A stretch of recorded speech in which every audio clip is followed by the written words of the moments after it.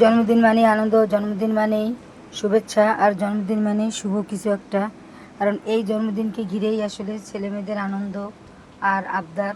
শুধুমাত্র একটি ঝাড়বাতির মাধ্যমে একটি কেক কেটেই তারা অনেক নিজেকে প্রফুল্ল মনে করে। সাথে আবার শুকনো আয়োজনও থাকে, যেমন ডিম মারা, আটা দিয়ে সাজানো, কাদা মেখে দেওয়া। এগুলো আসলে ড্রাই কাদা, এগুলো আসলে একটা আনন্দ। আর জন্মদিনে কেক কেটে খাওয়ার সেই আনন্দ তো মিস করাই যায় না। এটা আসলে ভালোবাসার একটা প্রতীক। তোমরা যেই যে বলো না কেন, জীবন থেকে হয়তো একটি বছর চলে যায় ঠিকই, কিন্তু ওই মুহূর্তটাকে উদযাপন করতে পারলে, ওই মুহূর্তটাকে ধরে রাখতে পারলে, ওই মুহূর্তটাকে কিছু ফ্রেমে বন্দি করে রাখতে পারাটাই হচ্ছে মেইন।